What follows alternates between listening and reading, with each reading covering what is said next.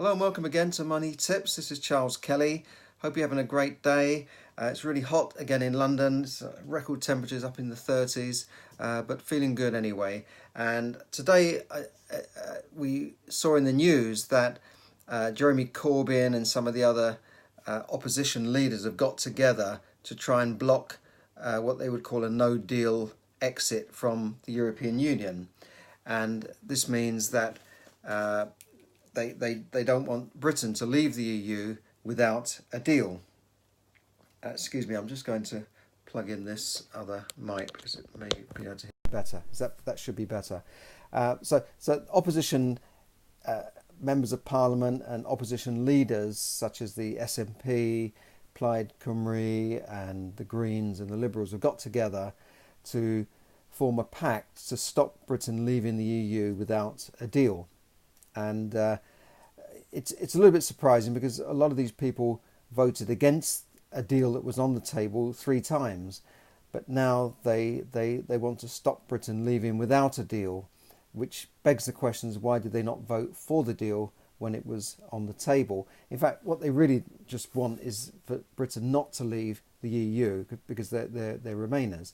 Now we keep hearing this. Now this is not a political podcast, by the way. This is about money, and we keep hearing that Britain will be able to leave the EU and trade with the rest of the world on what's called WTO terms. So I want to just, you probably hear these words come up on the news, and newsreaders say WTO terms, and then they just carry on as if everyone knows what that is, and it just becomes part of the daily language, right? It's quite annoying, but through the power of Google, we can look these things up and find these things out. So if you haven't been able to do that, I'm going to go through some jargon-busting tips today on what it means to leave the EU on WTO terms. So this is my word of the day, WTO. What is it? It's the World Trade Organization, and it's the only global international organization dealing with the rules of trade between nations. And hello to everyone who's coming on to Facebook Live, by the way. So most of you watching around the world will be in a country that has signed up for the WTO rules. I read here 160 members. I've read also that there's 165 members, and in fact 164 members on another piece of research. So there's certainly pretty much most of the countries. The EU countries do trade under these rules with other countries, but as a dual trading bloc. So Britain will be effectively a member, and if they leave the EU, they'll automatically start by default trading on WTO rules. So they have 160 something members. They represent 98% of the world trade, and 20 new countries are seeking to join the WTO. So what it kind of means is that they set tariffs, because every country bringing in goods wants to set a tariff. It's like a tax, really, isn't it? It's just, you bring in something in, they slap a tax on it, so that pays for running the country and pays for the MP salaries. Sorry, I've been cynical there, but it's just been part of life, hasn't it, for hundreds of years? Tariffs and taxes, and you heard of the smugglers coming through Cornwall smuggling in rum and brandy, without paying tariffs and that sort of thing. So it's always been part of it. And in fact, a lot of our petrol is made up of taxes and tariffs. The price you pay at the pump a lot of it is made up of taxes. So the WTO then sets these tariffs between trading nations, so that their aim, they say, is to make things run smoothly and trade to run smoothly. And what you're seeing at the moment with Trump and China is they're arguing about tariffs. China has said that, or Trump has initially started it by saying, well, China's charging too much in tariffs on American goods, but they've got too much access to the American market, and it's put in American jobs on the line, and companies are going out of business because they can't afford to manufacture anymore in America because of cheap imports coming from China. So he thinks it's been a little bit unbalanced and it's a bit unfair. So then he said, well, we're going to put up tariffs on Chinese goods, and then China said, we're going to put tariffs on your goods. And it's like a poker game where they're up in the stakes and saying, well, I'll see you and then I'll raise you. And that happened last week, and it caused the stock market to drop by 500 billion or something like that. So It was those 6 tweets that I talked about last Friday that Trump made that caused the market to drop by 500 billion, which is about 83 billion a tweet, which is pretty good going. And so that's happened there. And we thought the market might drop this weekend, but this week. But over the weekend, they've been at this G7 meeting in Biarritz. These are all the top economies in the world, so no doubt they've perhaps had words, and the market feels that things will calm down and it won't go all the way to an actual all-out war, because that would be bad news for everyone. Because clearly, if you said, well, we've got 10% tariffs on you and you've got 10% tariffs on us, and you put it up by 2% to 12% and they put it up by 2%, where does it all end? And in the end, the consumer is the one that's paying for all these prices for these tariffs, because that's just added on to the price of the goods, right? So you bring in from a country, imported fruit, it's got a tariff, or I'm maybe using the wrong example, say imported cars and they've got 10% tariffs, you're going to pay more for that car in the showroom because of the tariffs or the taxes. Basically, it's a tax, isn't it? Duty, tariffs, they're all taxes. And now just to go back to the no deal scenario, now MPs did vote against a no deal in March. However, it remains the legal default position for Brexit that until some kind of withdrawal agreement is passed by Parliament, a no deal Brexit means that we would leave, we would just leave the EU under a no deal by default, because there would be no withdrawal agreement in place, and the withdrawal agreement got voted down in Parliament 3 times, so there's no withdrawal agreement now.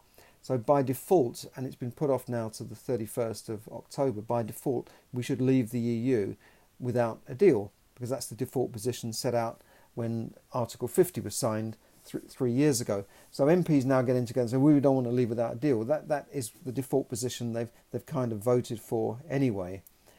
So a no deal Brexit, or leaving the EU, means that Britain would leave the EU as well as the single market and customs union, and begin to trade with EU countries on WTO or World Trade Organization terms. Now, under WTO rules, countries set their own import rules and tariffs. So a no-deal Brexit means that the government would, in theory, allow goods and services from all countries across the world to be imported into the UK without, it could say, well, we're not going to have any tariffs, no quotas, no tariffs, right? But that's unlikely to happen, because otherwise the country would be just flooded with everything, and there would be nothing left to make in this country.